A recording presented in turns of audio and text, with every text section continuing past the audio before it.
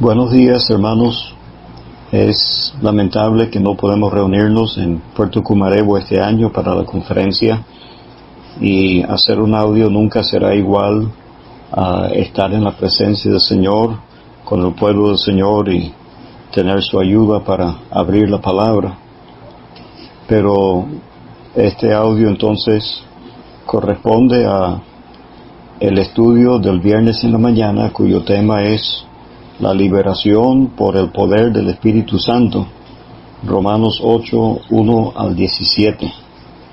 Los hermanos han querido que se grabe la introducción y luego este audio se envíe a varios hermanos para que hagan comentarios sobre las diferentes secciones. De modo que vamos a comenzar con la lectura de la porción, Romanos capítulo 8 y el versículo 1. Ahora pues, ninguna condenación hay para los que están en Cristo Jesús, los que no andan conforme a la carne, sino conforme al Espíritu. Porque la ley del Espíritu de vida en Cristo Jesús me ha librado de la ley del pecado y de la muerte. Porque lo que era imposible para la ley, por cuanto era débil por la carne, Dios, enviando a su Hijo en semejanza de carne de pecado, y a causa del pecado, condenó al pecado en la carne, para que la justicia de la ley se cumpliese en nosotros, que no andamos conforme a la carne, sino conforme al Espíritu. Porque los que son de la carne piensan en las cosas de la carne, pero los que son del Espíritu en las cosas del Espíritu. Porque el ocuparse de la carne es muerte, pero el ocuparse del Espíritu es vida y paz. Por cuanto los designios de la carne son enemistad contra Dios, porque no se sujetan a la ley de Dios, ni tampoco pueden, y los que viven según la carne no pueden agradar a Dios. Mas vosotros no vivís según la carne, sino según el Espíritu, si es que el Espíritu de Dios mora en vosotros. Y si alguno no tiene el Espíritu de Cristo, no es de él. Pero si Cristo está en vosotros, el cuerpo en verdad está muerto a causa del pecado, mas el Espíritu vive a causa de la justicia. Y si el Espíritu de aquel que levantó de los muertos a Jesús mora en vosotros, el que levantó de los muertos a Cristo Jesús, vivificará también vuestros cuerpos mortales por su Espíritu que mora en vosotros. Así que, hermanos, deudores somos no a la carne, para que vivamos conforme a la carne. Porque si vivís conforme a la carne, moriréis. Mas si por el Espíritu hacéis morir las obras de la carne, viviréis. Porque todos los que son guiados por el Espíritu de Dios, estos son hijos de Dios. Pues no habéis recibido el espíritu de esclavitud para estar otra vez en temor, sino que habéis recibido el espíritu de adopción, por el cual clamamos, Abba, Padre. El Espíritu mismo da testimonio a nuestro espíritu de que somos hijos de Dios. Y si hijos, también herederos, herederos de Dios y coherederos con Cristo, si es que padecemos juntamente con Él, para que juntamente con Él seamos glorificados. Esperamos que el Señor bendiga la lectura de su palabra. Bueno, hermanos, de verdad nos sentimos muy insuficientes para abordar la consideración de este capítulo tan maravilloso. Es un capítulo que respira una atmósfera de victoria, de vida, de seguridad, de confianza, y ha sido un gran consuelo para los creyentes a través de los siglos. Los primeros 8 capítulos de la epístola a los romanos son una explicación del texto que tenemos en el capítulo 1 y el versículo 17, la cita del libro de Habacuc, que dice, mas el justo por la fe vivirá. Las tres primeras palabras, más el justo, se explican en el capítulo 1 al 3. Por la fe se explica en el capítulo 4. Y vivirá se explica en los capítulos 5 al 8.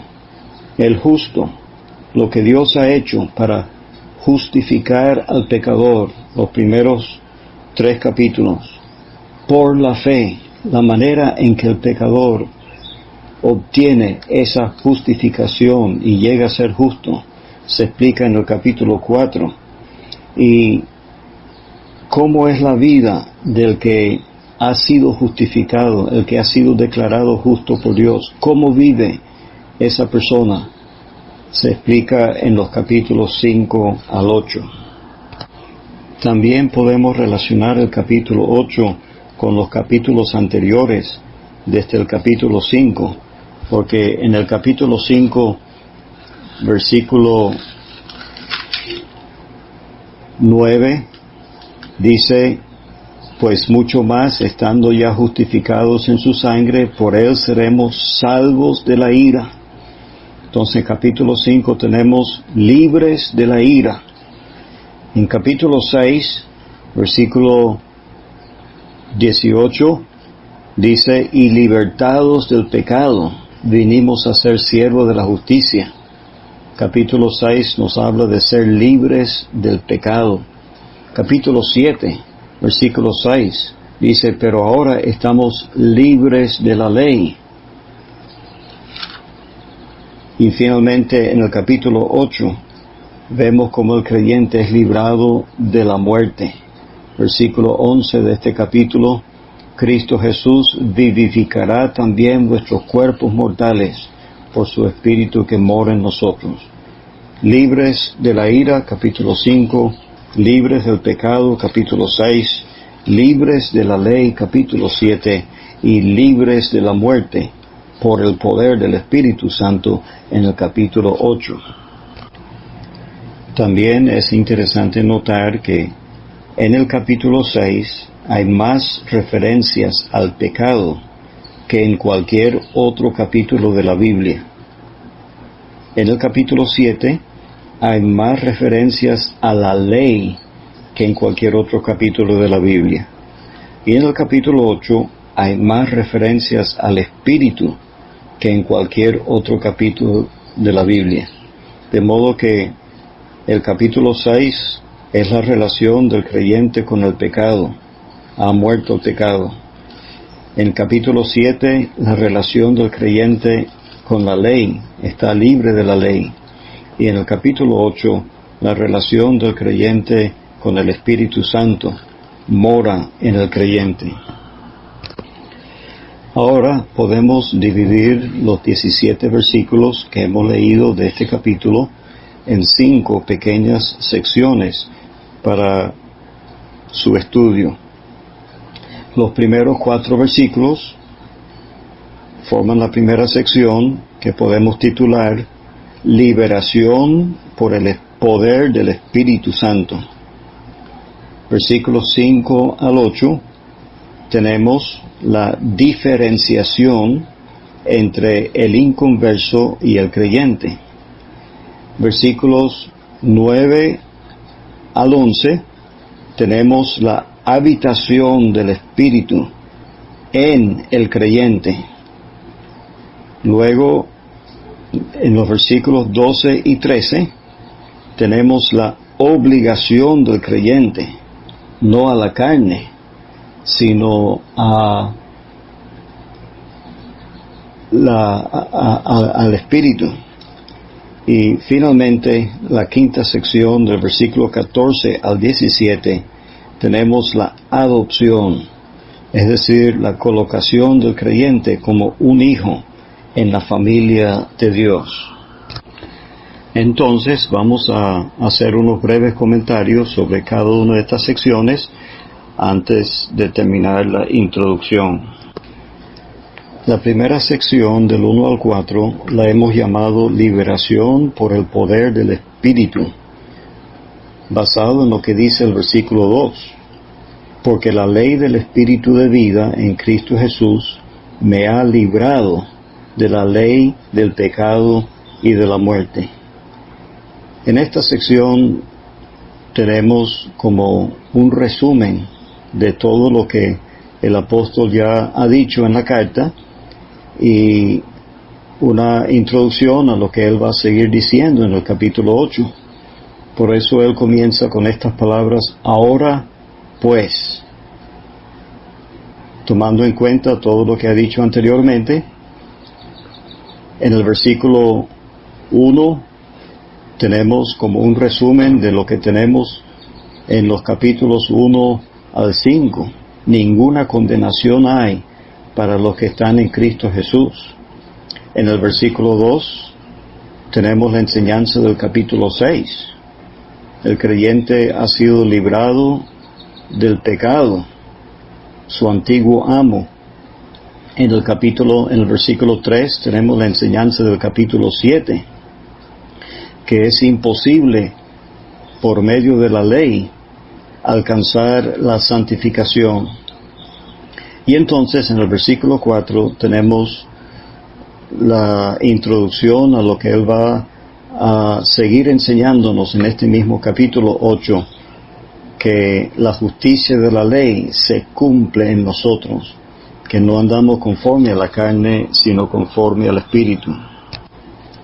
En el versículo 1 vemos que el creyente ha sido librado de la pena del pecado. Ninguna condenación hay para los que están en Cristo Jesús.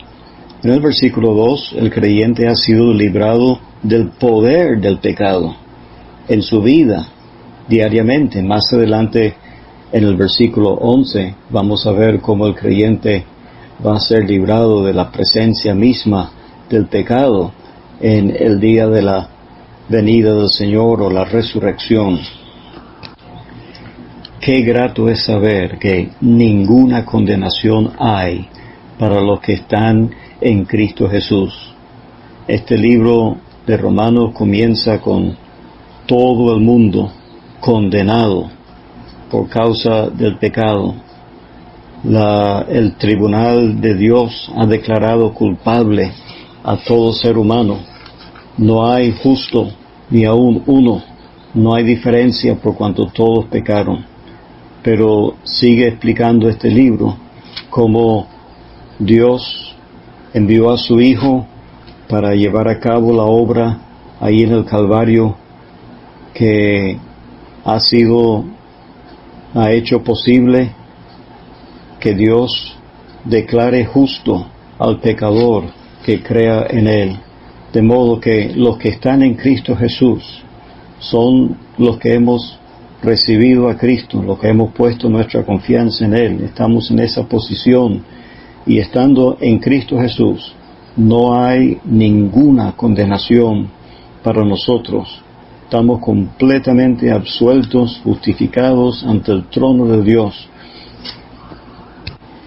¿Cómo se conocen quiénes son los que están en Cristo Jesús? ¿Cuál es la evidencia de esa posición que gozan? Bueno, ellos son los que no andan conforme a la carne, sino conforme al Espíritu. El capítulo 7 termina con un hombre miserable que está procurando alcanzar la santificación con sus propios esfuerzos, pero hay una ley en sus miembros que le está arrastrando hacia abajo y no tiene capacidad para cumplir la ley de Dios. Pero cuando llegamos a este capítulo, en el versículo 2, vemos un nuevo poder, la ley del Espíritu de vida en Cristo Jesús, un principio poderoso que hay en el creyente, que le ha dado una completa libertad de esa ley del pecado, ese principio, esa naturaleza pecaminosa que le arrastra hacia el pecado. Ha sido librado de ese principio pecaminoso por el poder del Espíritu de Dios. El versículo 3 reitera lo que tenemos en el capítulo 7, que la ley no tiene la capacidad para traer santificación al ser humano. El problema no es la ley. Dice que lo que era imposible para la ley, por cuanto era débil por la carne. El problema es que el hombre no tenía la fuerza para guardar los mandamientos de la ley. Pero lo que el hombre no puede hacer, Dios lo ha hecho. ¿Cómo? Dios enviando a su Hijo en semejanza de carne de pecado. Esta expresión, en semejanza de carne de pecado, nos enseña la verdadera humanidad perfecta del Señor Jesucristo, impecable. Él vino a causa del pecado y Dios condenó al pecado en la carne, es decir, allí en el Calvario, en la persona de Cristo, en su cuerpo, Dios condenó al pecado. Esta es la provisión que Dios ha hecho, la base, el fundamento sobre la cual el creyente es libertado del pecado. Y ahora el resultado es, en versículo 4, que la justicia de la ley se cumple en nosotros, que no andamos conforme a la carne, sino conforme al Espíritu. En otras palabras, sin tener la ley como una regla de vida, no tenemos la ley como una regla de vida, pero andando en el poder del Espíritu, las exigencias de la ley se cumplen en nosotros. Entonces, en la segunda sección del 5 al 8, vemos la enorme diferencia que hay entre el inconverso y el creyente. Aquí habla de los que son de la carne y los que viven según la carne. Esa es una descripción del que no es salvo. Habla de los que son del Espíritu. Y más adelante, en la próxima sección, habla de aquellos que tienen el Espíritu de Cristo. Esa es una descripción del creyente. Aquí tenemos dos personas completamente diferentes. Los que son de la carne y los que son del Espíritu. No está hablando de un creyente carnal y un creyente espiritual. No, está hablando del inconverso, cuya mentalidad está dominada por esa naturaleza pecaminosa. Y está hablando del creyente que piensa en las cosas del Espíritu. Su mente está controlada por el Espíritu Santo. El resultado de esa ocupación mental de la carne, en las cosas de la carne, es muerte. El resultado de la ocupación con las cosas del Espíritu es vida y paz. Y versículos 7 y 8 indican que la persona inconversa está enemistado contra Dios, rebelado, no se sujeta a la ley de Dios y no tiene la capacidad, no puede agradar a Dios, viviendo así en la carne. Entonces, hermanos, esta pequeña sección, repito, no está hablando de la lucha entre las dos naturalezas que hay en nosotros, la carne y el espíritu, como en Gálatas capítulo 5. Más bien está haciéndonos ver la enorme diferencia entre un creyente controlado por el espíritu y un inconverso que es controlado por la carne. La tercera sección, comenzando en el versículo 9, comprueba lo que ya hemos dicho, que el que vive según la carne es el inconverso, porque él dice, mas vosotros los creyentes, no vivís según la carne, sino según el Espíritu, si es que el Espíritu de Dios mora en vosotros. El verdadero creyente no es controlado por la carne, sino por el Espíritu. Y si alguno no tiene el Espíritu de Cristo, no es de él. Esta es la maravilla, hermanos, de que una de las personas de la deidad, el Espíritu Santo de Dios, ha venido para tomar su residencia en el creyente en el mismo momento de creer. No tenemos que estar pidiendo el Espíritu Santo. Si alguno no tiene el Espíritu de Cristo, no es de él, porque el creyente recibe el Espíritu de Cristo, el Espíritu Santo, en el mismo momento de creer. En versículo 10 vemos el efecto de eso en nuestra vida presente. Si Cristo está en vosotros, es decir, por medio de su Espíritu, el cuerpo en verdad está muerto a causa del pecado, está sujeto a la muerte, pero el Espíritu vive a causa de la justicia.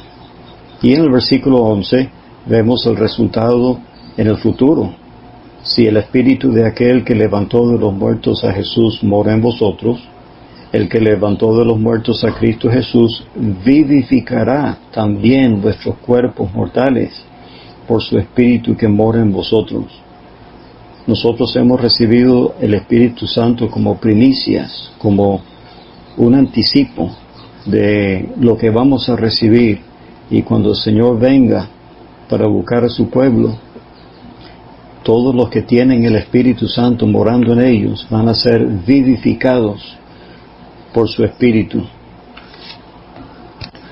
La cuarta sección pequeña del versículo 12 y 13 es una advertencia o exhortación a nosotros, los creyentes, indicándonos que no tenemos ninguna obligación de vivir conforme a la carne. La carne nunca nos hizo ningún bien, y el versículo 13 pareciera indicar que hay alguna posibilidad de que un verdadero creyente viva conforme a la carne, pero creo que más bien está indicando que el creyente no debe ni siquiera jugar con esa posibilidad, porque los que viven conforme a la carne morirán. Les espera una condenación eterna.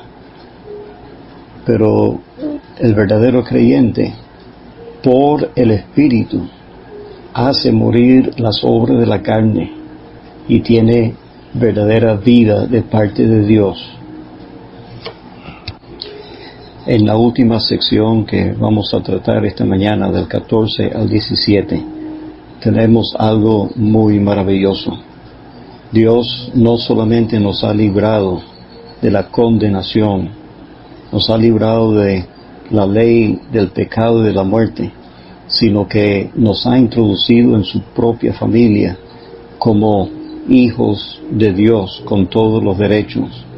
El versículo 14, porque todos los que son guiados por el Espíritu de Dios. Esta es la experiencia normal del verdadero creyente.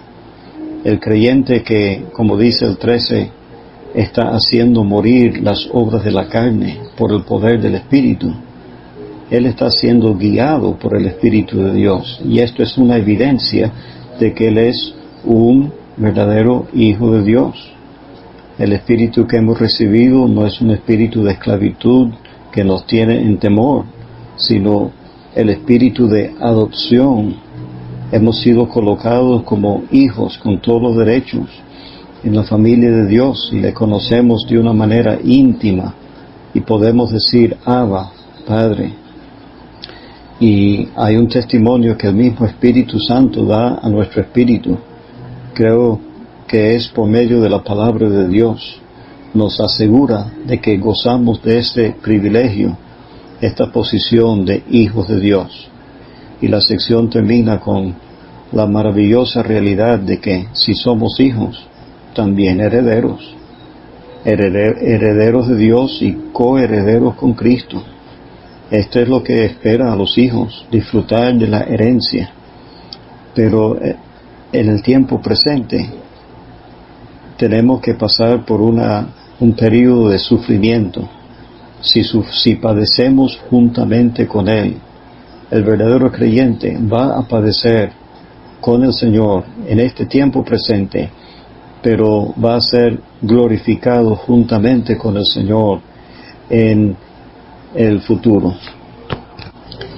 Bueno, hermanos, ojalá que estas breves consideraciones nos hayan ayudado a apreciar más las tremendas bendiciones que tenemos ahora en el Señor por medio del Calvario.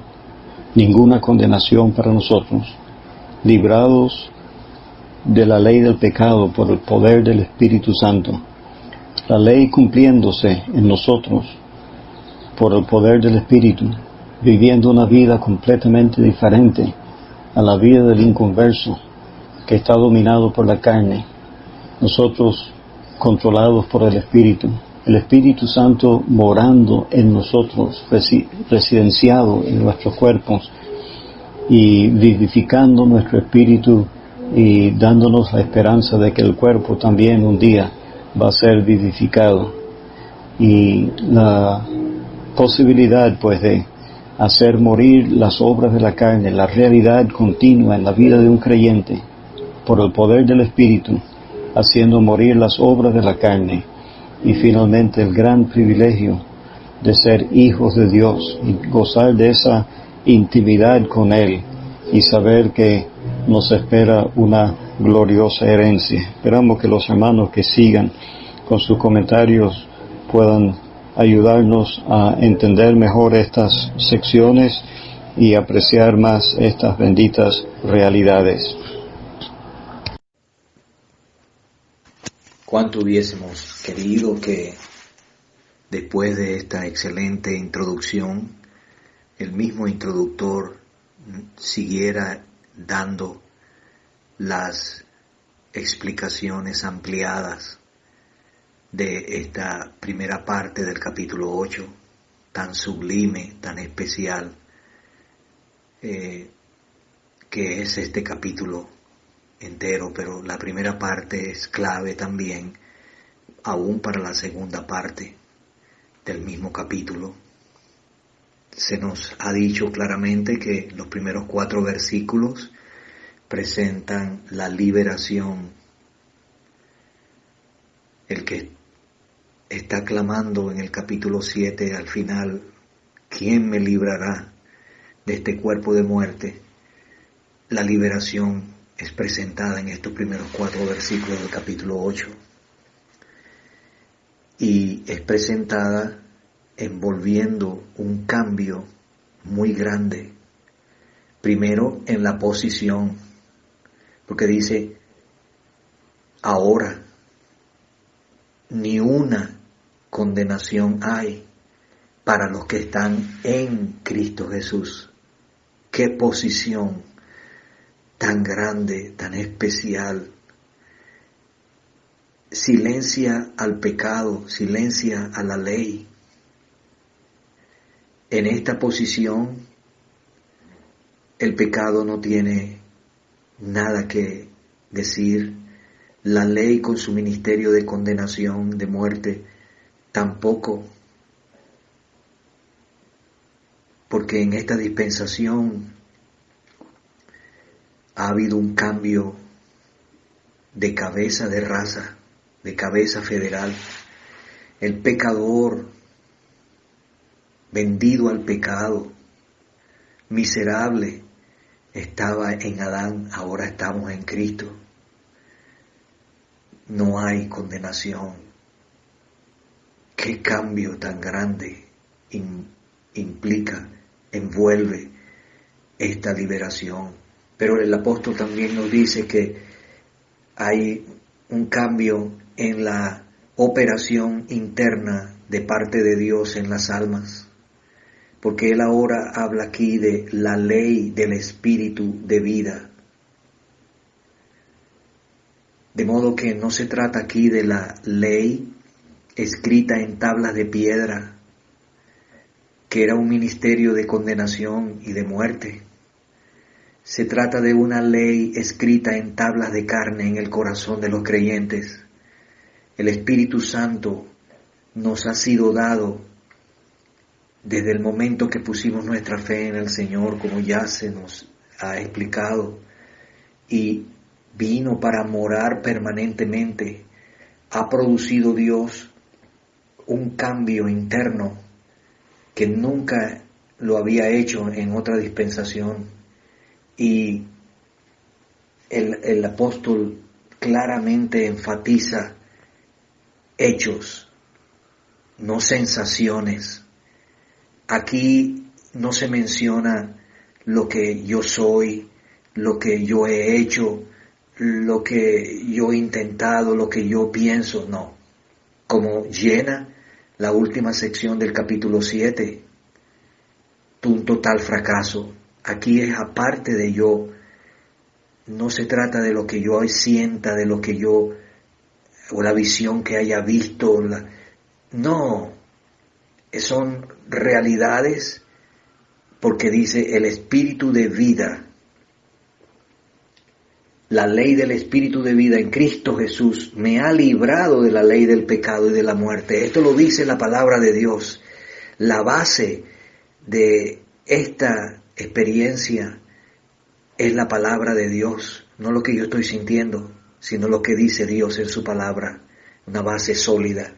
Y el apóstol nos dice que el Espíritu Santo dirige, centra las cosas en el Señor Jesucristo. El Espíritu de Dios pone a Cristo Jesús preeminente delante del alma. Lo hizo primero para salvación. Fuimos llevados a comprender con una débil fe, pequeña fe, que Cristo murió en mi lugar y a mi favor. Pero para la santificación, entonces se cita eso, lo que era imposible para la ley, por cuanto era débil por la carne, Dios enviando a su Hijo en semejanza de carne de pecado, y a causa del pecado condenó al pecado en la carne. Una mirada allí a la cruz. ¿Cuánto le costó a Dios? Dios enviando a su Hijo amado, su Hijo eterno, pero que se encarnó. Filipenses 2 nos da el otro lado de la decisión voluntaria del Hijo eterno de Dios de despojarse a sí mismo por tomar forma de esclavo y llegar a ser semejante a los hombres.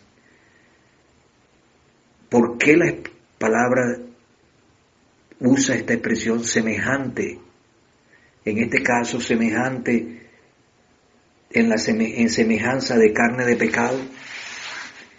¿Por qué no dice igual? Él no era un hombre real, completo, con alma, espíritu, cuerpo, como todo ser humano, sí, pero él era sin pecado.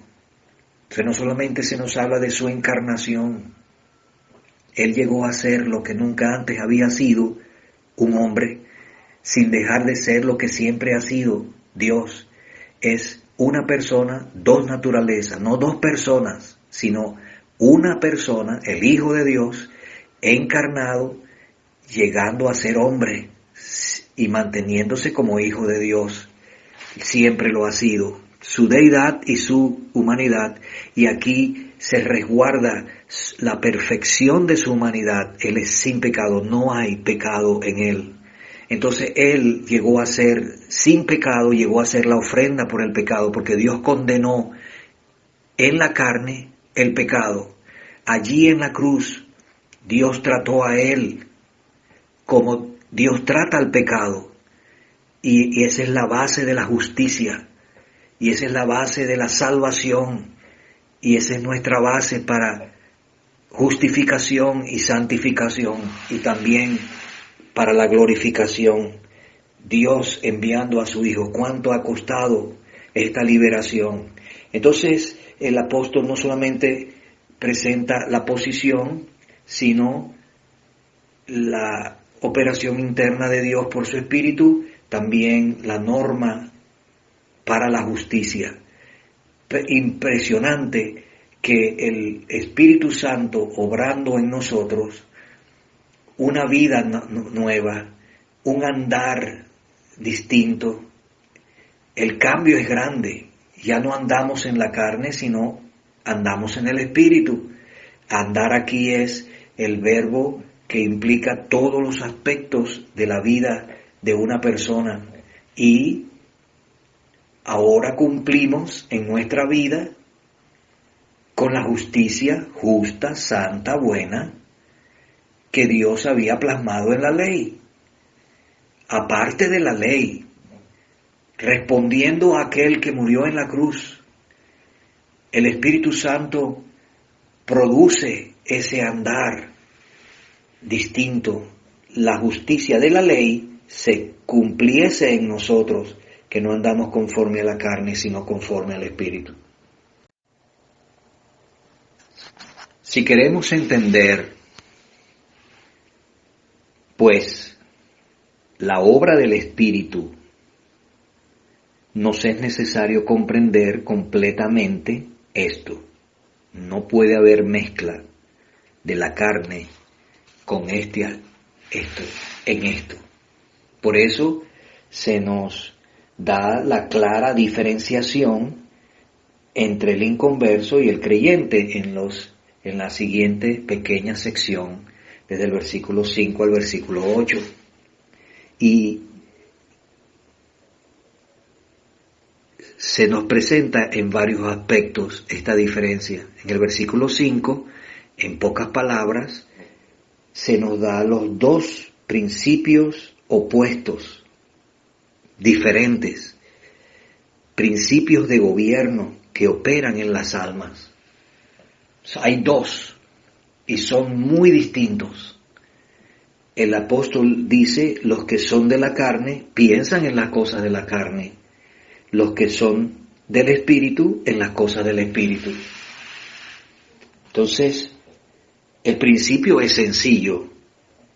El objeto sobre el cual la mente se ocupa gobernará la conducta. Los que son de la carne son los inconversos. Los que son del Espíritu son los creyentes verdaderos, salvados genuinamente.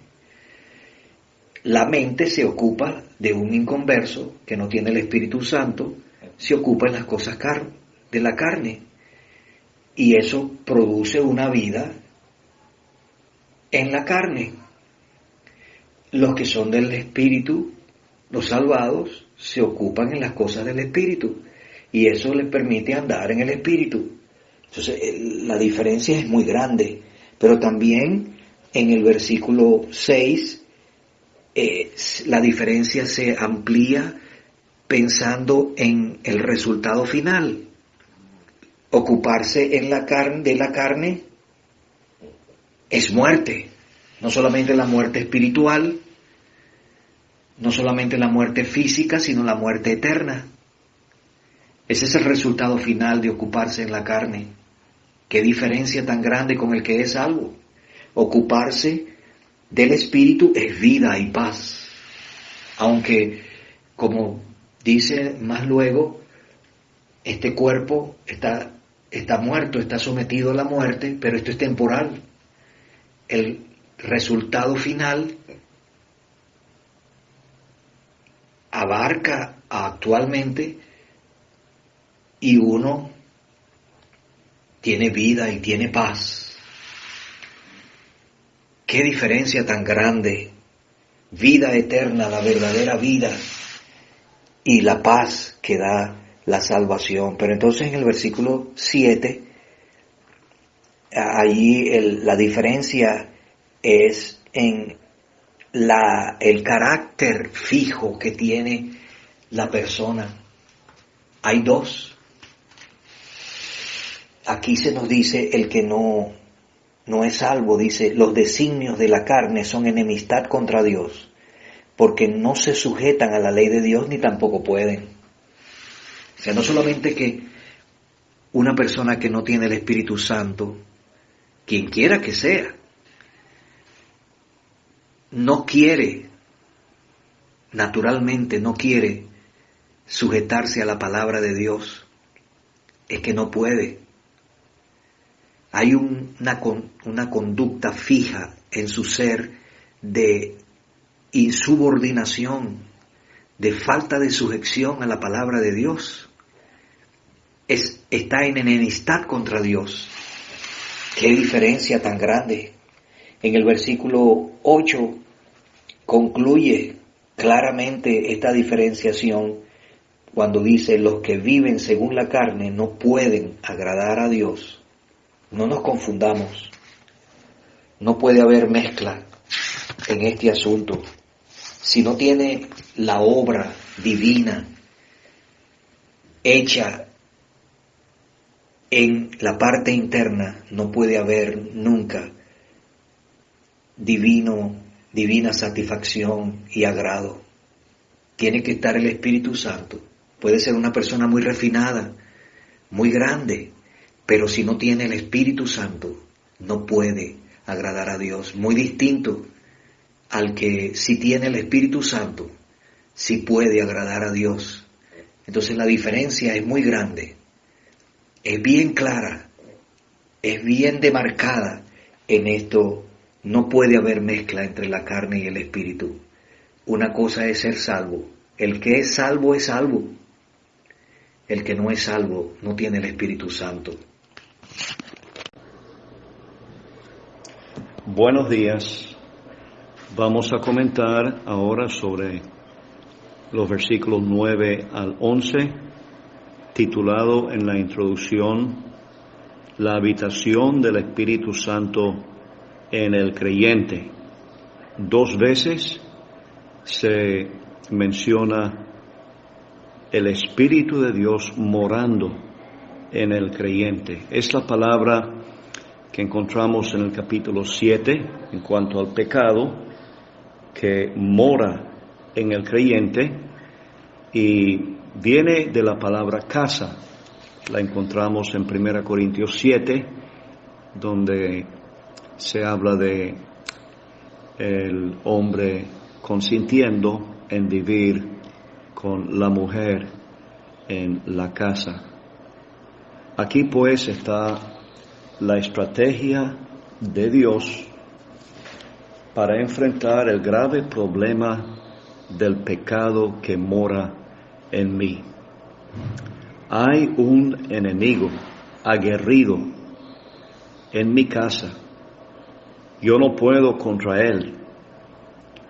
Y la solución de Dios es enviar al Espíritu Santo, un consolador, un ayudador, no solamente para estar con nosotros, sino como dijo el Señor en Juan 14 y 17, hablando del consolador, mora con vosotros y estará en vosotros. La presencia del Espíritu Santo en el creyente también abre la puerta para que el Padre y el Hijo, como dijo el Señor también en Juan 14, vendremos a Él y haremos morada en Él. Es impresionante en estos versículos las menciones de las personas divinas: Dios, Cristo, el Espíritu. Aquí está algo muy grande, como se oyó en la introducción, asombroso, una persona divina morando en el creyente. Ahora consideraremos a cada uno de estos versículos, comenzando con el versículo 9, donde el apóstol está enfocando en su mirada a los verdaderos santos, en contraste con los no salvados que él acaba de describir en los versículos anteriores, que viven según la carne, que se ocupan de la carne, que piensan solamente en las cosas de la carne. Aquí están los verdaderos santos de Dios. El Espíritu Santo es el que va a producir la verdadera santidad en el creyente. El versículo 10 nos va a mostrar también la verdadera vida en el presente. Cristo está en vosotros. Esto no es para el futuro, sino ahora, es hoy. El cuerpo en verdad está muerto. Esa es la realidad que el creyente debe tomar en cuenta. Eso no va a cambiar, el cuerpo va a seguir siendo un estorbo, nunca va a ayudar al creyente en su deseo de agradar al Señor. Tenemos que tomar en cuenta esa condición de muerte de nuestro cuerpo.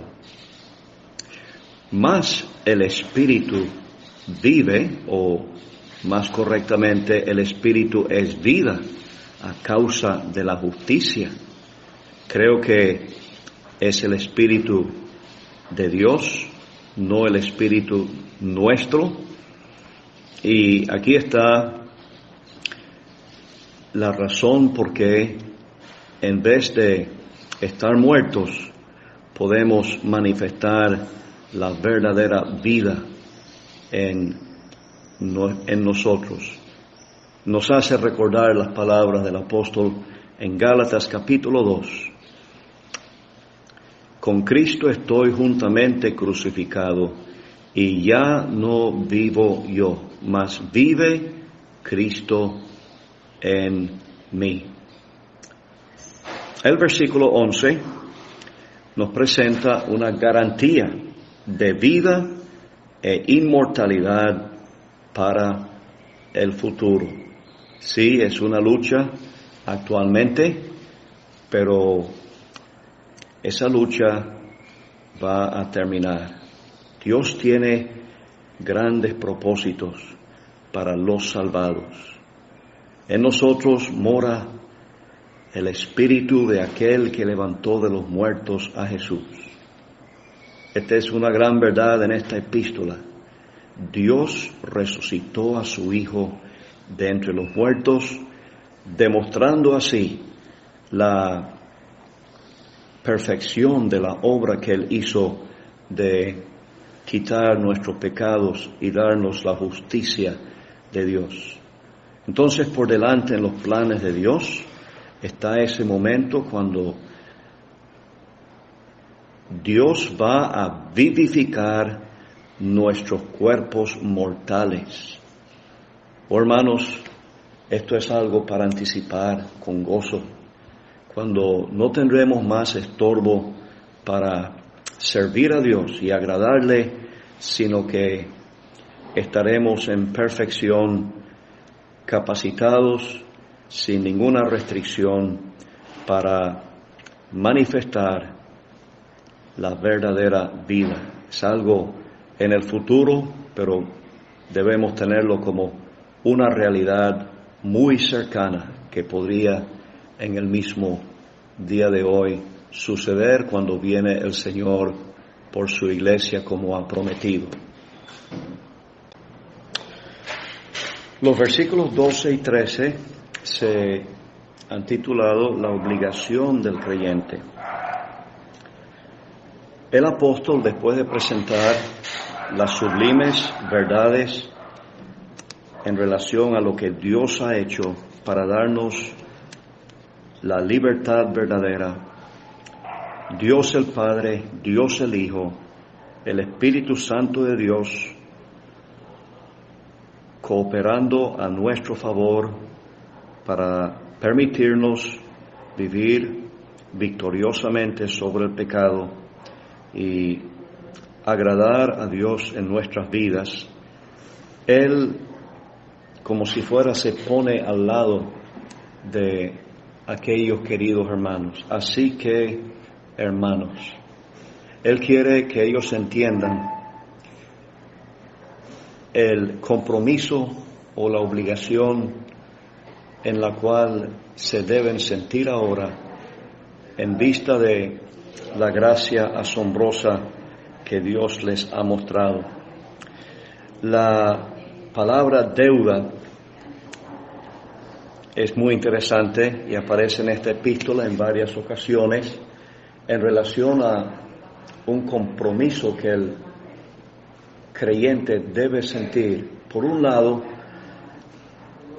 Dios nos ha librado de todo compromiso en relación con la justicia de Dios. Estamos solventes, no queda un solo pecado por pagar, y esto es una verdad que nos conmueve profundamente.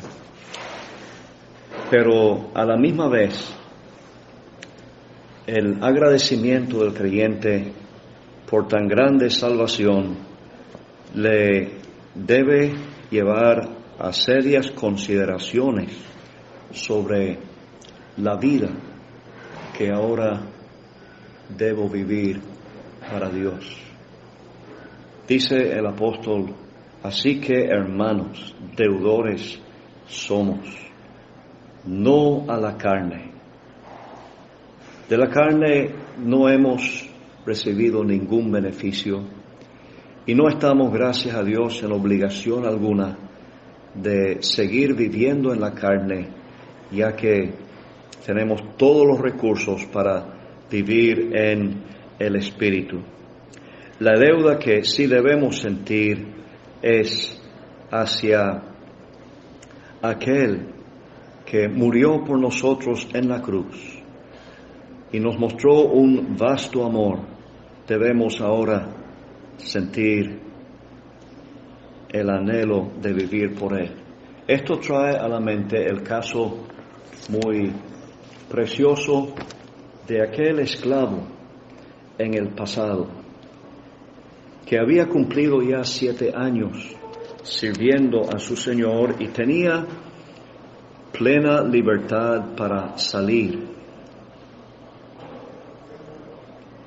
Pero había la posibilidad de que aquel esclavo, considerando cuán bueno había sido su amo para con él y lo que él había recibido de parte de su amo, su mujer, sus hijos, sus hijas, él tomaba esta decisión: yo amo a mi Señor, a mi mujer y a mis hijos, no saldré libre. Y esas palabras quedaban registradas. Había en el oído de aquel esclavo una marca por el resto de su vida y el compromiso de ser esclavo o siervo para siempre de su amo. Ya no por obligación como antes, sino por amor y agradecimiento a su amo. Ese es el cuadro que tenemos aquí, y sería muy triste, hermanos, que un creyente no tome en cuenta la asombrosa gracia de Dios que le ha librado del pecado, lo que ha costado a Dios darnos la salvación y la vida eterna, y estemos viviendo para la carne. El apóstol nos recuerda de lo que es el pecado. Él ha dicho en capítulo 6, versículo 23, porque la paga del pecado es muerte. Esta es una ley de Dios. Entonces Él quiere que estemos claros de las consecuencias de el pecado, y estamos totalmente claros que un creyente tiene vida eterna. Él no puede perecer, está para siempre libre de la sentencia de condenación, pero no debemos tomar ligeramente ni pensar livianamente en cuanto al pecado que nos trajo tanto daño en el pasado y nos iba a traer las consecuencias eternas de el lago de fuego, el tormento eterno. De él hemos sido librados, y ahora, por la gracia de Dios, con su ayuda, debemos vivir enteramente para Él. El Señor nos ayude a hacerlo, y Él bendiga su palabra. Bien, hermanos, como ya don Andrew nos ha dicho en la introducción, en esta sección del capítulo, del versículo 14 al versículo 17, podemos considerar el tema de la adopción. Hemos visto en el versículo 1 que somos declarados justos, en el versículo 2 hechos libres, pero podemos resaltar especialmente en estos 4 versículos que somos designados hijos. Esto es algo maravilloso, como nos decía nuestro hermano, y nos hace pensar en la expresión del apóstol Juan en su primera carta, en el capítulo 3, cuando él dice: mirad cuál amor nos ha dado el Padre para que seamos llamados hijos de Dios. Esto no se trata, hermanos, solamente de una designación verbal o de palabras, sino también de hechos que confirman esa realidad. Y en esto también el Espíritu Santo tiene un papel importante. Como dice en el versículo 15, hemos recibido el espíritu de adopción. Pero empezando en el versículo 14, allí encontramos 2 aspectos de lo que el Espíritu hace en el creyente, y pudiéramos expresarlos como el Espíritu conduciendo al creyente y confirmando al creyente como hijo de Dios. Porque dice: porque todos los que son guiados por el Espíritu de Dios, estos son hijos de Dios. Cuando el Señor prometió el Espíritu Santo en el Evangelio de Juan, capítulo 16, versículo 13, una de las cosas que Él dijo fue: Él os guiará. Y eso es lo que el Espíritu Santo hace en todo verdadero creyente.